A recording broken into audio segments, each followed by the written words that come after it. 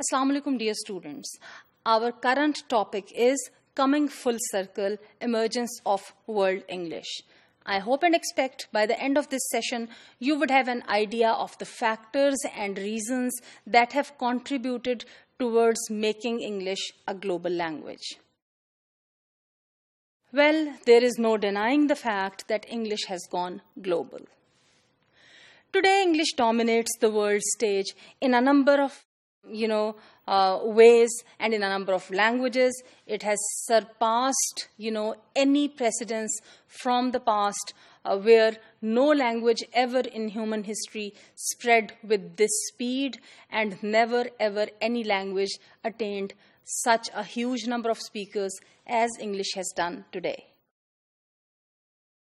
Today it is the main language of publishing, of science, of technology, of commerce, of air traffic control, and of popular music. There are certain reasons behind this. The reasons for this have a lot to do with the political and economic power of the Great Britain in the 19th century and of the United States in the 20th century. The same reasons also continue for a dramatic increase in the number of the users of English all across the globe, be it its use as a second language or its use as a foreign language. If we go back and trace the history, we can notice that in the 16th century, there were 3 million speakers of English, as compared to today, where there are 300 million native speakers of English. So, this number of speakers as native speakers shift from 3 to 300 is a huge shift, is a huge increase that has taken place over the times. To this, one can, of course, further add 300 to 350, and sometimes some estimates say 400 million people who regularly use it as a second language.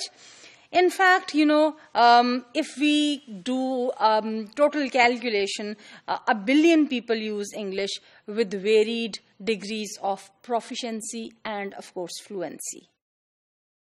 With the international spread of English, it is perhaps more appropriate now to speak of, not of English as a world language, rather, world Englishes, because the term world Englishes covers all the varieties of English, all those, catering for all those, differences from region to region, from country to country, and from people to people. When it comes to world Englishes, there are 2 varieties that are of great significance. One is the British English variety, the other is the general American English variety, or what we call the standard American English variety. Well, the British English variety spread in the world through the expansion of the British Empire, and the American English variety has taken over the whole of the world through its socio-political and economic power in the 20th century. However, apart from these 2 varieties, the British English and the American English, there are a lot of other varieties of English, which include Australian, Canadian, Ireland, New Zealand, and South African English. South Asian English, by the way, is also one of these varieties. The question that we need to consider while discussing the fate of English as a world language, or while discussing, the emergence of world Englishes, the question is whether the fate of English is going to be the same as was the fate of Latin language or not. Well, if we trace the history back, if we go back in the history, somewhere 2,000 years back, Latin was used throughout Western Europe. It was also used in North Africa and Asia Minor, including the areas that are covered by Turkey today. So Latin was a language that was, that till that time had an unprecedented spread, and it was spoken in a large area. But today, if we look at the fate of Latin language, it is a dead language in certain ways. Latin is not actively used for functional purposes, though for literary purposes, for classical purposes, it does exist, not very much, but to some extent, yes, you would find, how it is used in classics, but functionally it is not used in the world. However, from Latin language, certain other languages have descended. French, Italian, and Spanish languages. French, Italian, and Spanish, in fact, all the three languages, they have Latin language as their ancestor. So, what I'm trying to prove is all these three languages, they independently have emerged as separate languages, and they are very much different from each other. Whereas Latin, that was the ancestor language, it has faded away. When we talk of the English language, we need to consider whether same is going to be the case of English or not.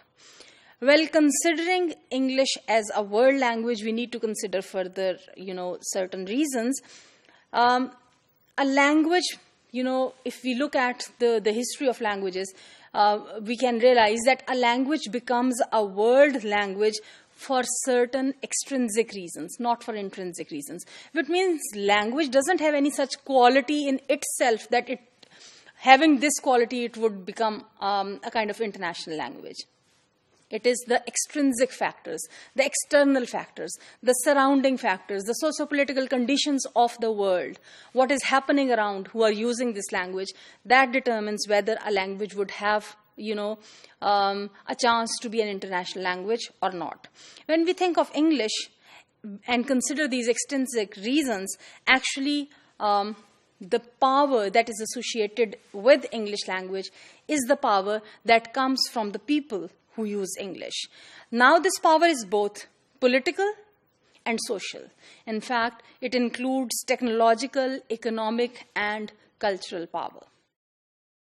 When it comes to the political power, we can notice it through the British expansion, the expansion of colonial rule of the British, where, politically they had their control over different colonies. From the 16th century onwards till 19th century.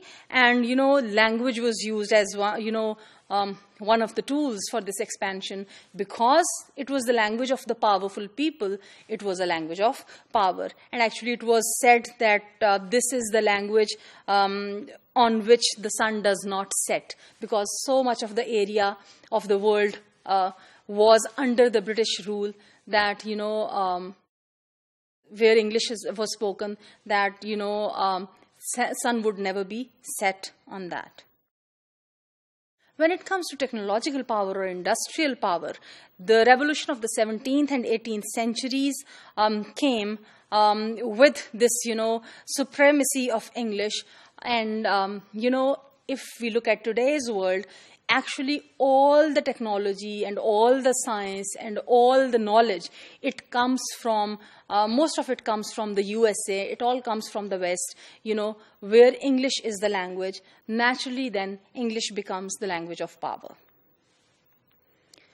In fact, the economic power of the United States of America during the 19th and then particularly in the 20th centuries, this has led towards giving a power to the English language to be the language of the world.